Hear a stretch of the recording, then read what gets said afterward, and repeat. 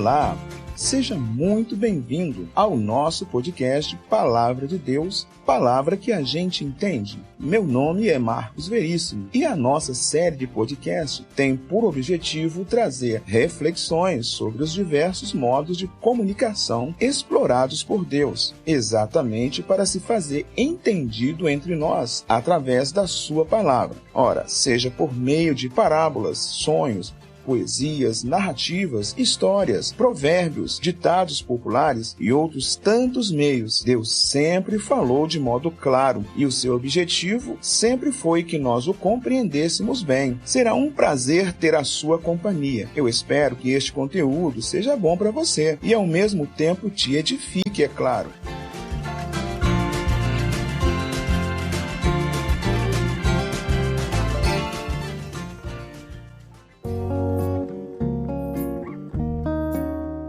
Que bom nós estarmos aqui mais uma vez. O tema de nosso episódio de hoje é Mente Vazia, Oficina do Diabo. No ano de 2020, Leonardo Parma ele escreveu um belíssimo artigo sobre o tema proposto hoje, Mente Vazia, Oficina do Diabo. Ele diz que mente vazia é o famigerado ditado popular que denota o quanto pode ser perigoso deixar a mente inerte ou falsamente ocupada com conteúdo inútil. Tempo vai e tempo vem, e na realidade nós não temos que viver muitos anos para entender o porquê Salomão já dizia que nada há de novo debaixo do sol. Portanto, a falta de ocupação da mente sempre esteve associada a valores extremamente negativos. E aqui estamos nós, repetindo os mesmos erros e também repetindo os mesmos acertos de gerações passadas. Bom, para nós, a melhor opção para refletir sobre a intenção da expressão que a tradição popular propõe é a Bíblia, pois a Bíblia sempre nos fornece um excelente material de estudo e reflexão.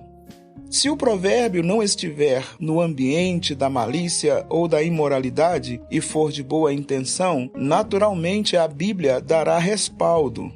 Em 2 Samuel, no capítulo 13, nós nos deparamos com dias de intensa crise na família de Davi. O autor sagrado conta para nós uma história ruim, inclusive de ser lembrada, porém, ela é necessária para suas devidas aplicações, especialmente para nós que aqui estamos, e para quem sabe ler, um pingo é letra. O texto sagrado trata da história de Aminon, o filho de Davi que desenvolveu uma louca paixão por sua irmã por nome Tamar. A coisa ficou tão séria que a Bíblia afirma que Aminon se abateu profundamente de paixão. O autor Charles Swindoll chama este sentimento de amor incestuoso e vergonhoso. Sobre Tamar, em outra citação, Swindoll fala que a moça era linda e cheia de ternura, e quanto a Aminon, outros estudiosos concordam que naqueles dias seu estado era doentio, louco de concupiscência que piorava a cada dia e ganhou a aparência de uma pessoa doida, parou de dormir e emagreceu. As condições mentais do moço assemelhavam a uma estrutura montada e aparelhada com todas as ferramentas necessárias para dar início à produção de algo muito trágico.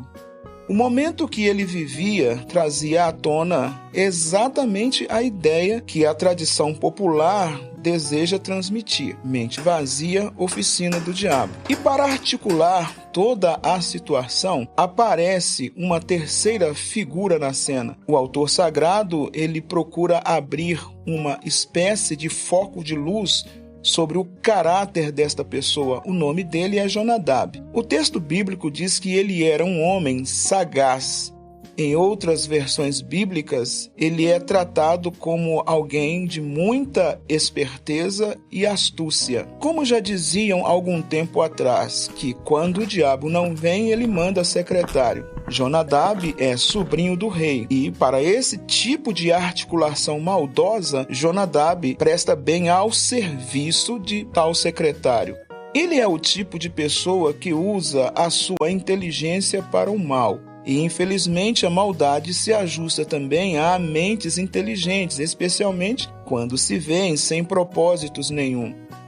Mas o bom é que o autor bíblico, ele segue os passos deste indivíduo. Talvez ele tivesse o objetivo de tornar esse tipo de pessoa reconhecível em qualquer ocasião, em outros grupos de relacionamento e como também em diferentes épocas.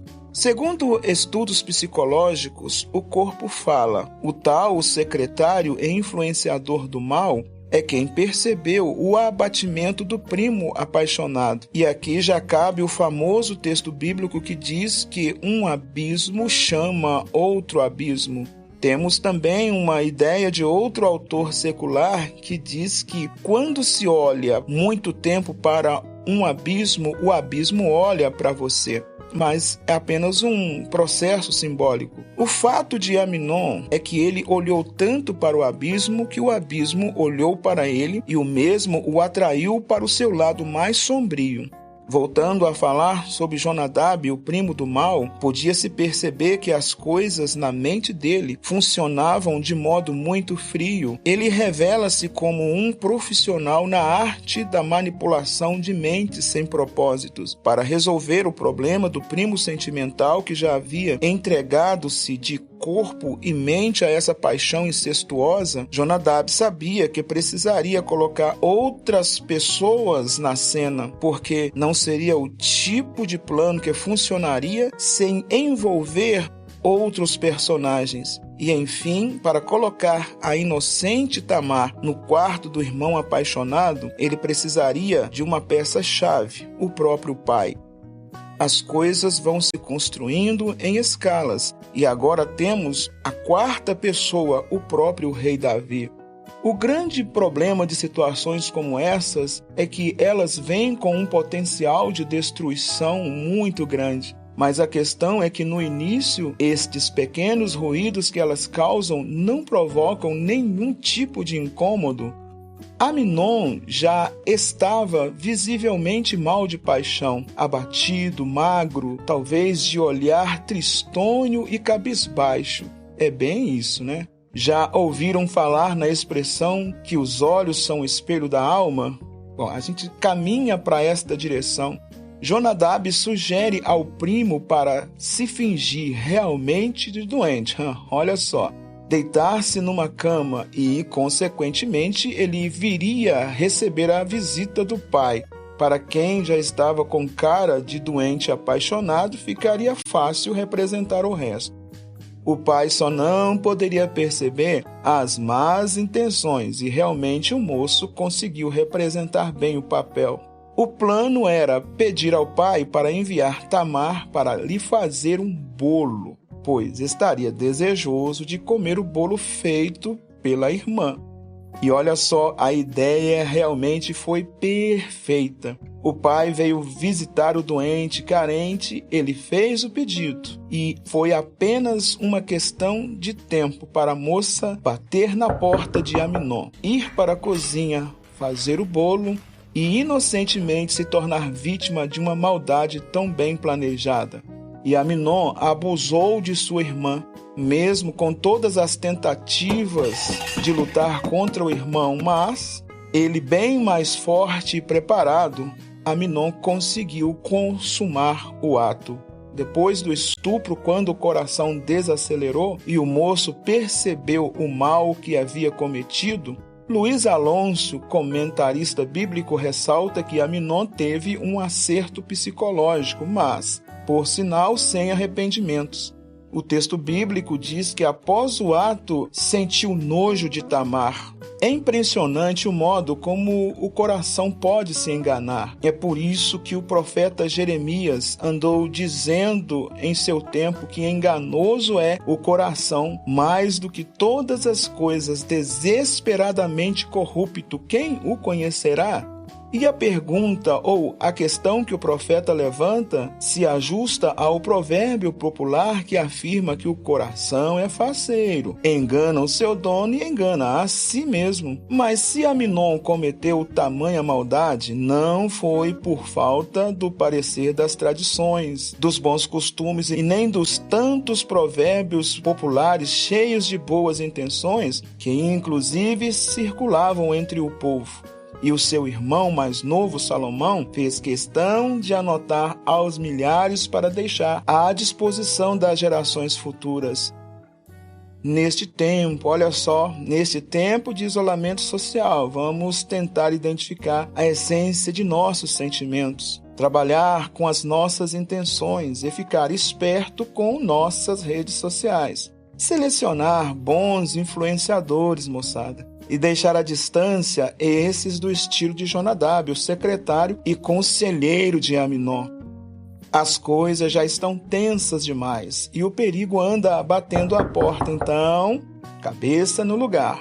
Vamos trabalhar com a nossa criatividade, pois nenhum caso precisa terminar como essa história ruim de ser lembrada, porém necessária, como disse, para suas devidas aplicações. Nesta pandemia, vamos procurar ser estratégicos, estimular e buscar projetos de relevância. Vamos trabalhar de modo que essas boas influências sejam aplicadas em nossas vidas e na vida de outras pessoas. Afinal, o mundo não existe só de maus conselheiros. Tem muita gente que realmente compensa seguir seus exemplos. Paulo, o apóstolo, já há muitos anos atrás ensinava em sua carta direcionada aos Efésios: e vos renoveis no espírito da vossa mente. Terminamos este episódio promovendo uma expressão escrita pelo rei Salomão, irmão de Aminon, que no livro de Provérbios escreve: sobre tudo o que deve guardar, guarda o teu coração, porque dele procedem todas as fontes da vida.